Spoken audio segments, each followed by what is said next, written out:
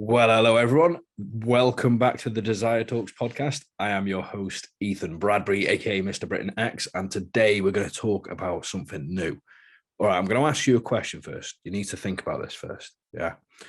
Do you know anyone, any of your friends or family? I don't know why your family would tell you this, but any of your friends, do they ever buy used underwear? I don't know any. None of my friends have ever told me, like, yeah, I love to get some like really smelly underwear and sniff them. I've never heard that before. But there's a massive, massive market for it. It's huge. Loads of people do it. Yeah. Loads of people sell them, but I don't know anyone who buys them. Or do you? It might be you for all I know.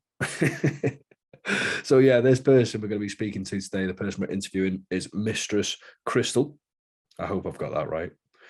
She started by selling underwear and then she got into the sex work filming after it, which is interesting because from people I spoke to, it's normally the other way. But no, she was like, I'm going to start selling some of my knickers. Like, I've got loads of them there. I wear them every day.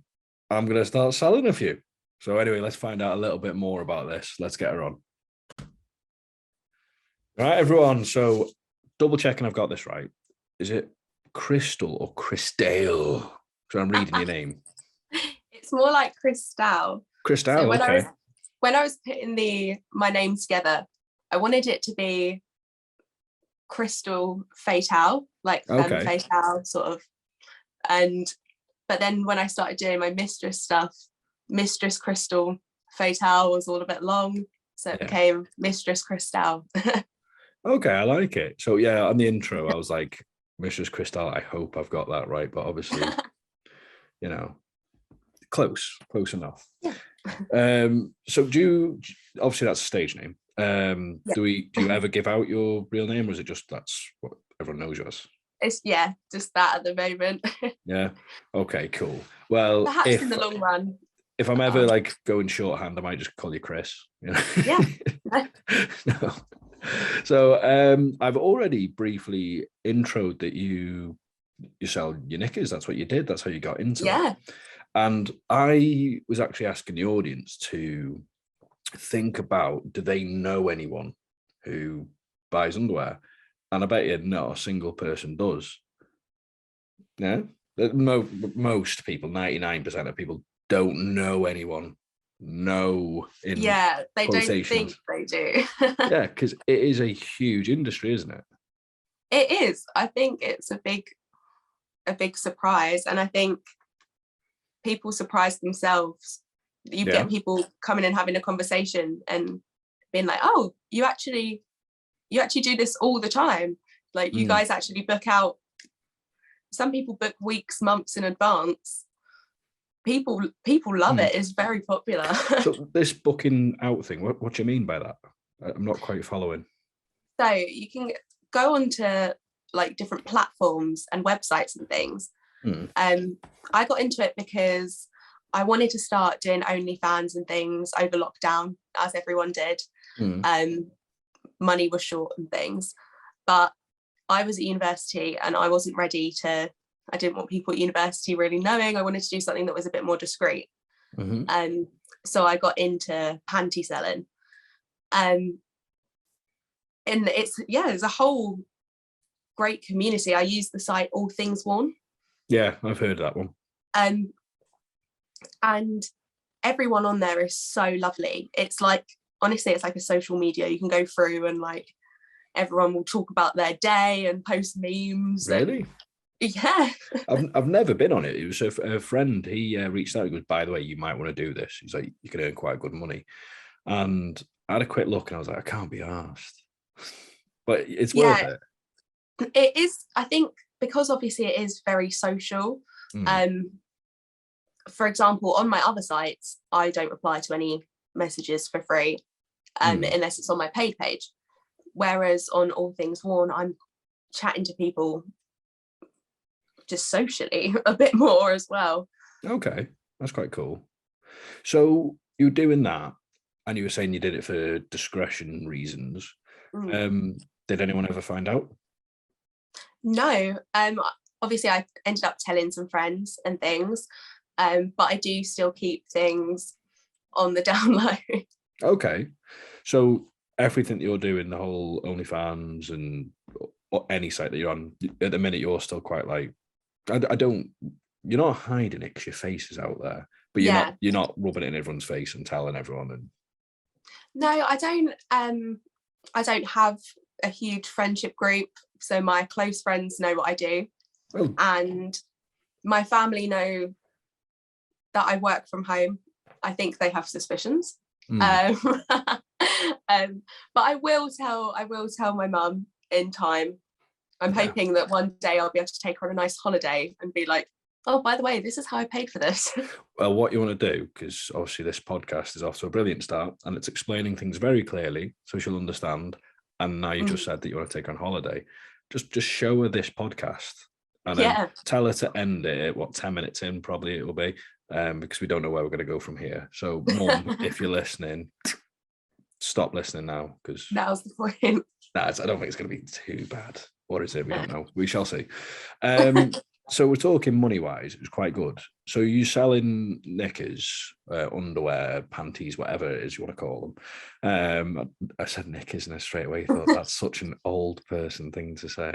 I don't know. I used to hate the term panties. It used to be be an ick of mine. But I used to say knickers as well. But eventually it's just what everyone else was saying. It's something your nan would say. Knickers, isn't it? I don't know. But so what would you wear them, like just worn, or like gone to the gym, or would you charge more for wearing them for prolonged periods of time? Obviously, post play, is it like different? Yeah. So the standard is from about £20 for 48-hour wear, and that's 2 days. This depends what I'm doing. I think that's a bargain they're getting. Yeah, it's not bad at all. You got to pay postage. Yeah, of course, extra for post. So they pay £3 for postage in the UK, but then if people are going international, obviously it's a bit more. And extras can be things like being played in, extra days where some people like no wipe days and things like that. I'm assuming wipe means the front, yeah? Yeah. Yeah, okay. But yeah, so there's quite a diverse range. And obviously, do they pay more per different style of like underwear? So I will obviously things more like a skimpy little thong and different brands and things as well. You can obviously go and get a cheap multi-pack cotton pair, which, you know what, some people love just the basic cotton pairs, or you can go and get like your Victoria's Secret, which obviously you're going to charge a bit more for. Yeah, that's what I was going to say. It's like ridiculous, because I remember someone asked me and they were like, oh, I want you to so I want these ones, and I was just like, no. It's like that pair of briefs is like 20 quid alone. I was like, piss off. Yeah, I'll be honest, you could have upped your prices. In our industry, like, people charge nothing and they expect everything for nothing. People will come and tell me and be like, you charge way too much, because you get it's quite sad, like newbies who are joining, they think they're getting like some quick money. They're being like, I'll sell my panties for £5 a pair. It's like, no, please, no. Anyone listening to this, I've not done this seriously. I focus purely on the OnlyFans, the content creation. But because of that, you do get people go, I want to buy your underwear. And you're just like, come on then. I've sold a pair of briefs for 100 quid, just worn for a day. And that's not uncommon. So if you're trying to do quantity, I get what you're doing, but someone trying to pressure you into, oh, you're too much, I'll tell them to swivel. Yeah, I think in like our industry, whatever you're doing, someone's going to tell you you're charging too much, aren't you? Yeah, and that was before you were doing the content creation as well, wasn't it? Yeah. So I think it goes hand in hand, doesn't it? Now that you're doing, that was when you began. Are you still doing panty selling now? Yeah, not as much. I started to move on. So as I finished uni, people started giving me video requests and things. And I started being like, yeah, I'll start doing some videos. Which then led to me having quite a good bank of videos. And I thought I'll stick them all on OnlyFans. Why not? Yeah, because based on, like, obviously you've done your Panty thing quite seriously. Mine was just very randomly one off, but now because you do content creation, your prices can reflect that. Definitely. Oh yeah, definitely. And as a female, I'm saying this quite publicly for, you know, the audience, women can charge a lot more than men. Don't know if it just, I just, the reason I'm saying is it's the scents and odors that women can produce are very different to males, isn't it, really? So with the Panty stuff, you've gone on to content creation. Was that, did you say that was your own doing? Like you said, someone requested stuff. Was it requested on there? Yeah, so on All Things Porn, they do everything. So you'll find, honestly, everything. There are underwear and socks and all sorts of used items, every sort of type of clothing. People just list their pictures and videos on there, online experiences. There's honestly like such a huge range. So I started getting people asking me, do you do videos? And eventually I just sort of thought, well, why not? I got enough requests, I might as well start trying them. How long ago was that? I enjoy it as well. They're so fun. That's perfect. So you're enjoying it. How long ago did you start doing that? Just over a year ago. Okay, perfect. So that you're not, so you're new but not new. You've got your learning curve, you've got your groove, you've got your vibe, and you saying you're enjoying it. That's definitely, you've got your vibe, you've got your groove. You know? Yeah. What sort of so the videos you're doing now compared to a year ago, have they changed or has it always been quite similar? I think the quality and production value has changed. Definitely. I started out filming on, I bought my friend's phone because I had my phone, and you know it's like if you have your personal phone and you just end up being like, oh, here's a picture of my kitten, oh no, that's my arsehole. Oops. Yeah. So I ended up buying a phone off my friend, but it had a crap camera, to be honest. So I was sort of filming in not the best setup, and now I've obviously been able to save up a bit, get myself a better phone that can record a bit better, and set myself up a little recording area. So the production value has definitely changed. We're going to get a little bit techie here. What phone do you use currently then to film? I have a iPhone 11 Pro Max. Perfect. The cameras on them, once I think the iPhone got to about a 10, really kind of jumped. They weren't really good. I went away from iPhone and I went to Pixel because Pixels do quite well in low light. But I think iPhones have actually gone better now. So for anyone at home thinking about getting into content creation, phone and a ring light. Yeah. And phones are expensive now, aren't they? So that's why they're so bloody good. Yeah, exactly. Yeah. So you mentioned about, was it the locations where you're filming? Is it you're thinking a little bit more of like the space available, or I don't know, are you setting up a scene? I don't know. Yeah, I had a spare bedroom. Oh yeah. That in our house that was just full of storage, basically. It was just full of rubbish. So we cleared it all out and put up some big mirrors and a tapestry and decorated it. I have my little makeup area, which is lovely. It's very nice. Made myself a little content room. Joe, that's brilliant. I need to do that, but I'm so I you just feel like you have no room in your house anywhere. Then you just have this room that just has got a bit of everything, just drawers, cupboards, clothes hanging up everywhere. And I'm just like, this could be such a nice like content room, but no. I think that's what mine was. It was such an accumulation of different stuff. but it was all stuff that could be somewhere else. So now it's your camera shag pad.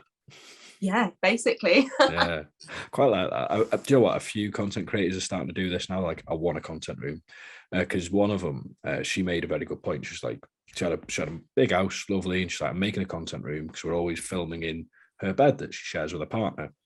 And she's like, it's not nice for my partner to kind of have to go sleep in a bed where I've just been shagging all day. Yeah. Yeah. I don't know. Are you in a relationship? Have you got a partner or anything? Yeah, I've got a partner. Yeah. He's very supportive of what I do, which is Perfect. Great. Yeah. So was he aware? Well, sorry, not what was it? Were you doing this before you got together with your partner, or the way around? No, or? It was something that I was interested in. And then I've been interested in it for a long time, the sex work industry. Yeah. But my ex was very much like, absolutely not. And then when I met my current partner, I sort of brought it up to him a little bit tentatively, like, what do you think if I tried this? And he was really up for it, and he was so supportive, and he was like, absolutely. He was like, I think you're hot. I think other people will think you're hot. Like, get your bag. Well, he sounds like a really forward-thinking, awesome bloke. So fair play to him. He's lovely. Yeah, good. That sounds great. All right then. So let's actually talk a little bit more about your content on your platforms then. So is it OnlyFans the only one you use, or do you use multiple before I go further? I use OnlyFans. I've just made a ManyVids account.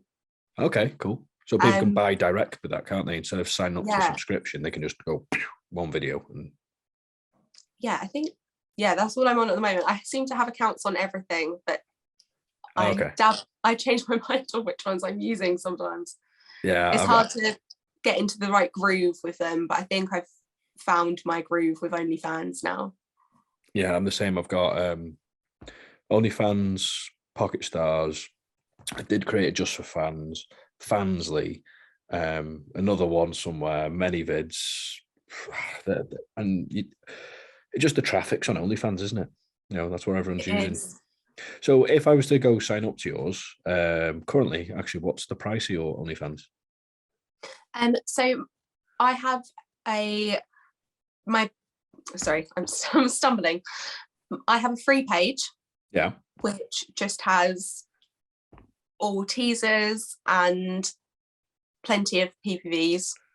So go on there, see a little bit of your slightly risque stuff, but I can unlock videos, can't I, on that?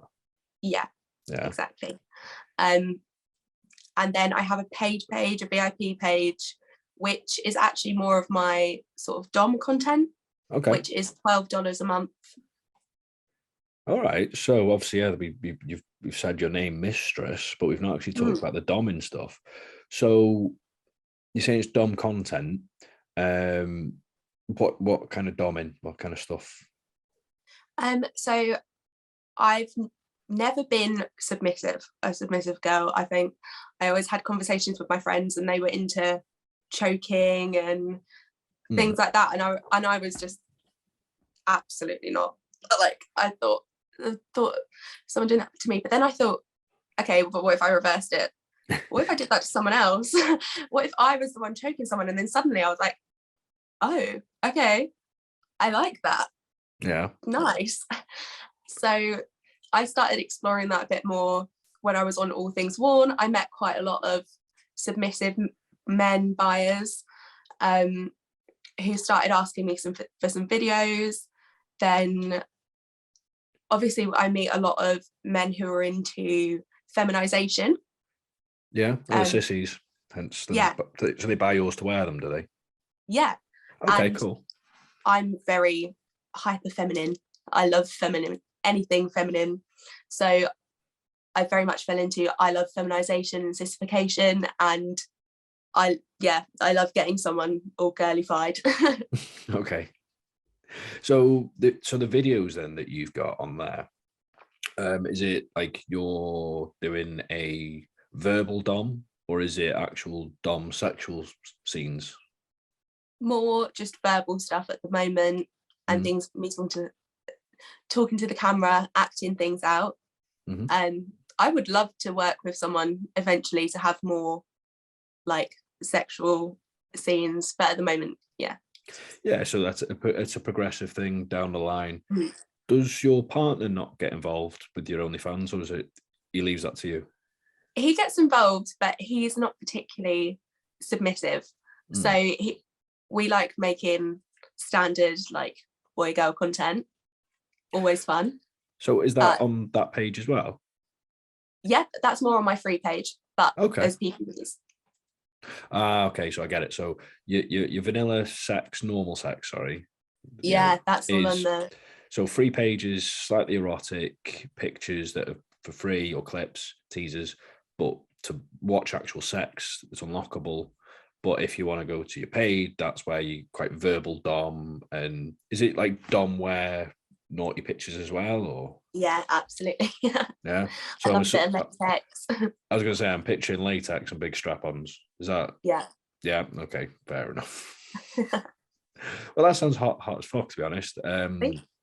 Yeah. No, to be fair, like because I understand the whole fet scene, dom sub switch.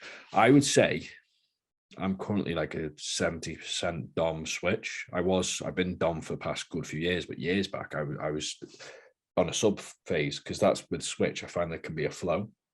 Yeah. But my flow isn't like I can chop and change day to day, week to week.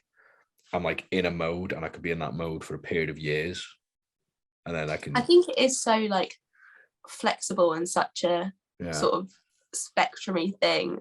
Like I said, I couldn't imagine myself being submissive with a man, but I see other dominant women and I'm like, that's hot. Okay, yeah, it's hot. I like it. It's not something I've explored, but I'd definitely be interested in exploring a more submissive side with a woman, because also that would help me understand my own subs and their feelings a bit more, and how they feel being dominated. You should try it sometime if your fella's cool with it. If as you as a relationship, because relationship first, be like, I want to give it a go, and you might be like, can I watch, please? You never know. He loves it. He's so open. Yeah. Well, if you never know, if you start doing collabs and stuff, whether it be men, women, whatnot, you could have quite an eager cameraman. Yeah, absolutely. Maybe that's what I need to train him up in. Could be. You could be like, you could employ him. You could be like, I'm going fully into this. All right then. So we didn't actually go into something that we really wanted to speak about, is that you got into this as well because you find yourself, you can't do a conventional job. Is that correct? No. Yeah, that's right. Yeah. So would you like to express why? Yeah. So I have ADHD and autism. So especially after lockdown, I returned to my job. I worked at a bowling alley alongside being a student. And I found myself having a lot of sensory difficulties. Obviously, you've got noises like skittles and arcades and music, and then trying to talk to people. And I found myself having such a hard time that I had to leave. And that left me being like, well, how am I going to make money in a way that isn't going to harm me or be like hurtful for me? So now I'm in an environment where I can work from home. I'm so much happier, and I can do what works for me. I film content on the days that I feel like filming content. Other days I can be in my pajamas and have a nice time. Well, there you go. To be fair, I've had this from a couple of people where they've just said they couldn't work a conventional job for X, Y, Z, and obviously different reasons to yourself. And sex work can be quite a savior, can't it? Absolutely. Yeah. It can, instead of going through hell, having to go to a job, where it could cause you quite a lot of distress. You're just like, I'm on my own terms. I work when I'm happy. I work when I'm comfortable. I think it's brilliant. I think it's opened so many doors for a lot of people, and it can give you quite a better life as well. Exactly. I think it is something that's seen a bit less more as taboo, but still quite a taboo thing. Yeah. But it's just, I think people should just be able to do what makes them happy. And if it's a job that makes you happy and you can do it healthily and make money and do all the things you enjoy, why wouldn't you do that? Yeah, couldn't agree more. So, speaking of it being taboo and how people think of it, have you had any friends who've kind of looked down at you or treated you differently since you've told them about what you do? Definitely. I had a friendship group who, when I started, they were very much like, you can't do that. Like, do you want to show your face? This is forever. Do you not know that? And of course, we've all thought about those things. And it was something that I spent a lot of time weighing up and a lot of time thinking about. And it was my decision. And I think your friends should support you through that. But yeah, some people have been like, oh, really, you want to do that? Yeah. And it's a case of toodle pip, see you later. But do you know what? You find there's people like that shock you. But then there's the other spectrum, the people who are like super supportive. You're like, whoa, Yeah. didn't expect that. And like, I remember a weird one. Like, it was someone who said something. It was my friend's nan. She's like 80 something. And she was like, you could just do what you gotta do. I think it's bloody brilliant. She's like, I wish I could do that. And I was like, that's awesome. That's amazing. You know, and you think the elderly would be more judgmental. Yeah. And but it's as well, what you do find as well, when you're just getting into it, when you're just announcing it, when you're just telling people, you get a lot of judgment, don't you? And then a little bit down the road, when you start being quite successful, getting more money, and I'm not saying they do this because you got money, but they can see you're happier and you're living life and whatnot, they start kind of coming back and being quite pally and quite like what they said in the first place wasn't said, and you're like, oh, fuck off.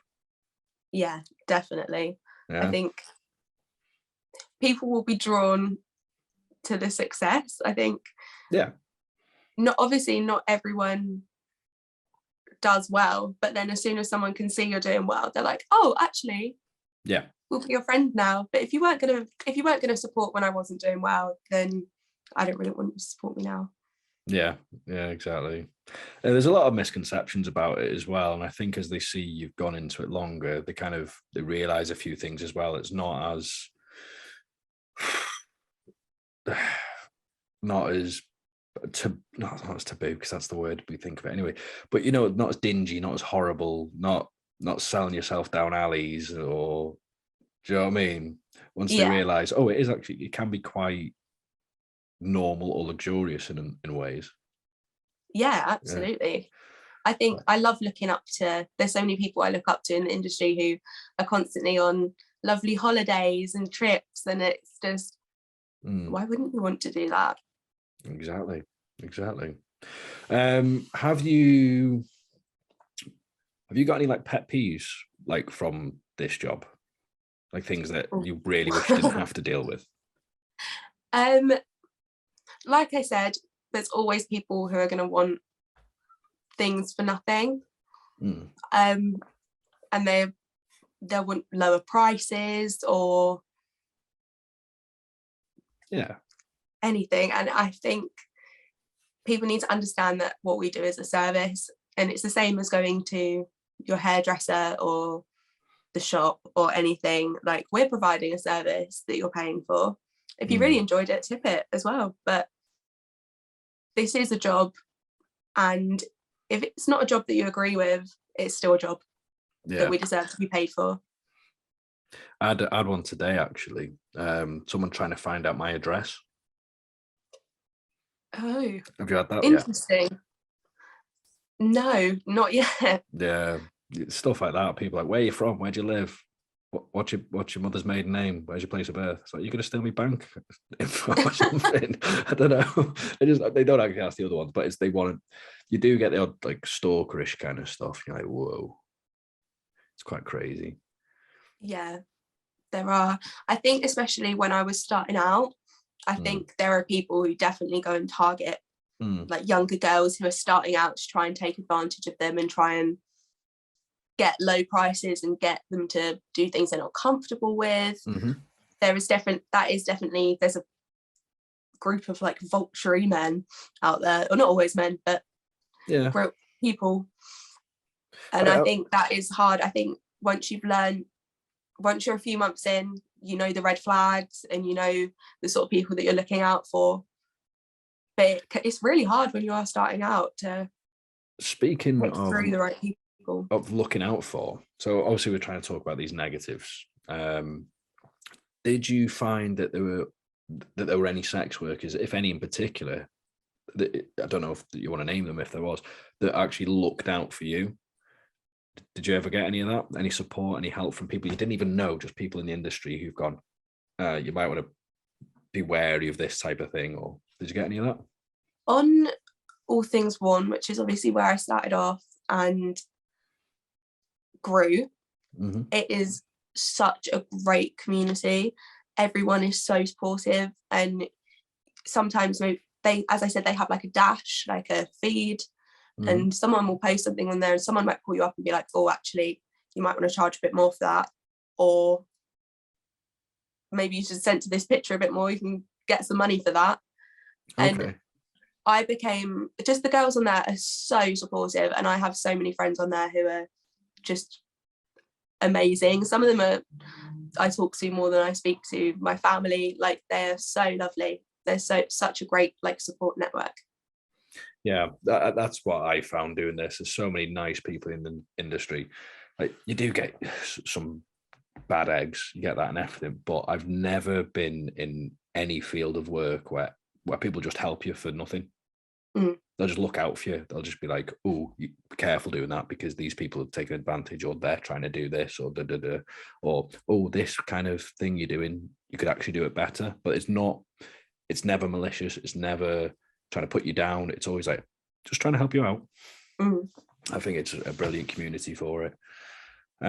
So speaking of crazy fans, we have some crazy questions. I don't think they're that crazy, are they? I think they're quite normal.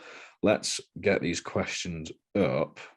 Yeah, I think they're normal, quite normal questions. Not too bad. Where did most of them come from? Was it Instagram? Yes, I put a little question box up on Instagram. I put a status up on my All Things Worn, and I put a message out on Twitter as well. So a bit of a mixture. Nice. The first one we've actually already answered, really, is, does your partner know about your job? So yeah, my partner does know about my job. Like I said, he is so supportive. Well, he's a trainee cameraman now, isn't he? Yeah, honestly, I do think I'm going to have to recruit him and start getting him practicing.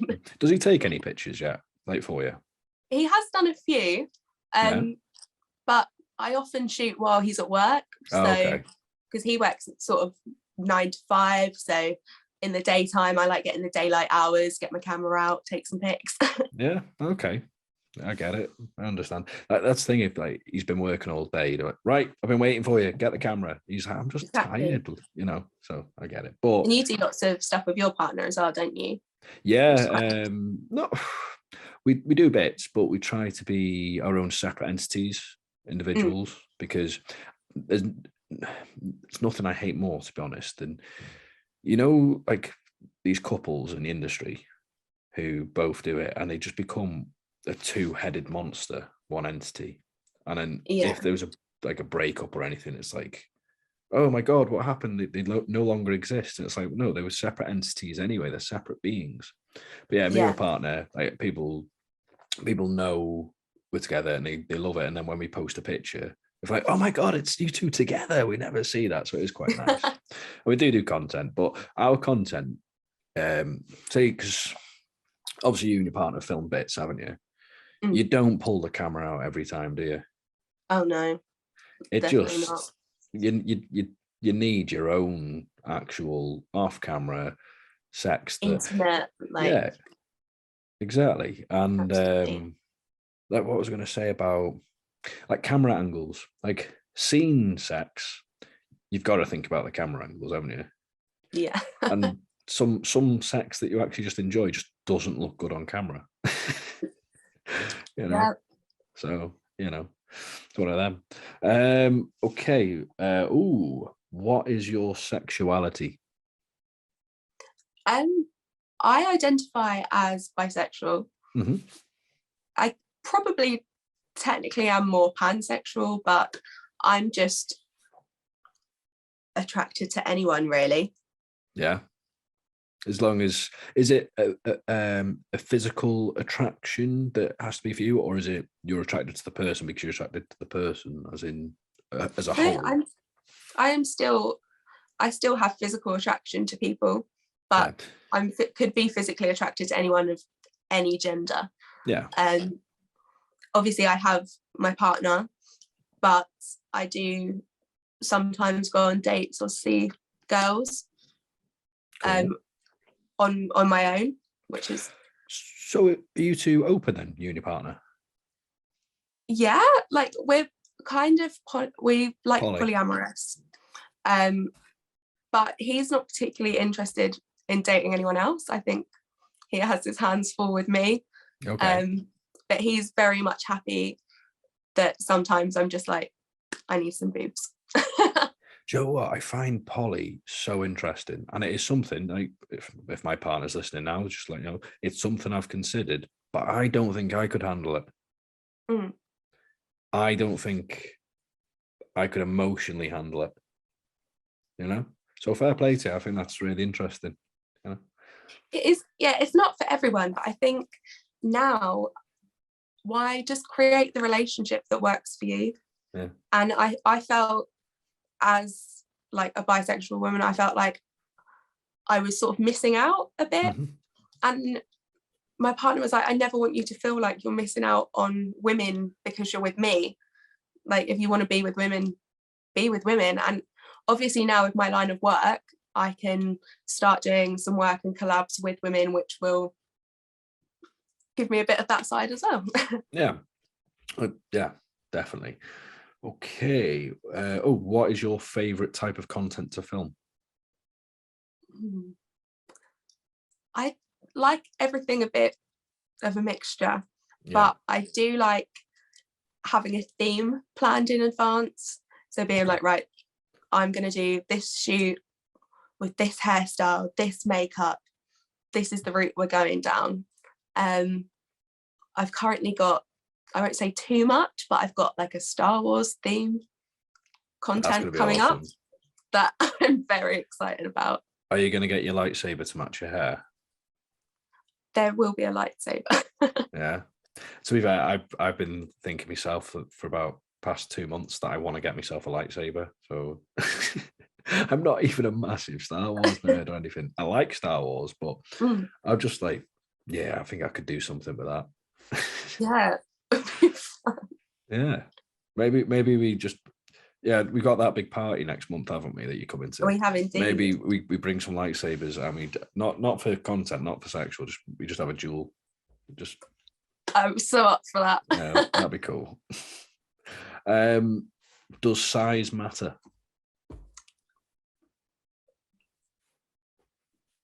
A bit. Yeah. I think this is always a tricky question, isn't it? For me personally, I don't like one that's too big, and I don't like one that's too small. I'm very happy with the comfortable medium. What do you think? That's exactly what I was going to say. That means size does matter, but not in the way that everyone keeps asking. Does size matter? Does it need to be massive? And it's like, well, if anything, that does matter, but in a negative for a lot of people. I had a sexual experience. It was quite like early on when I was started sleeping with people, and this guy, he got his dick out, and it was probably about 10 inches, and I was in shock, and I really hadn't seen that many penises in real life before, and I must say I was in discomfort for a few days afterwards, and I thought, do you know what, I just don't think that size, that big, is for me. No. Okay then. So have you ever had anyone that's like really small? You don't have to say names or anything. Yeah, obviously I've seen people on the other side of the spectrum sometimes. Did it satisfy a need? Yeah, exactly. I think, do you know what? If it's really that small, there's always hands and there's always toys, and those are friends. Yeah, okay. Well, there you go. And as well, it's not just penetrations that's stimulating. There's like kissing and just actual connection and just, you know what I mean? There's full body arousal. Yeah. You know? So, and emotional arousal as well, you know? Yeah, absolutely. Okay, so what's some advice to start panty selling? This one's quite interesting, actually. This is your domain. This is where you came from. So it's such a big, broad thing, but I would say try and look into some websites. There's loads of different platforms that you can use, but I would say start off with finding one. I'm biased and I will recommend All Things Worn, but if you start in one place and just explore and know your worth, and then add some more.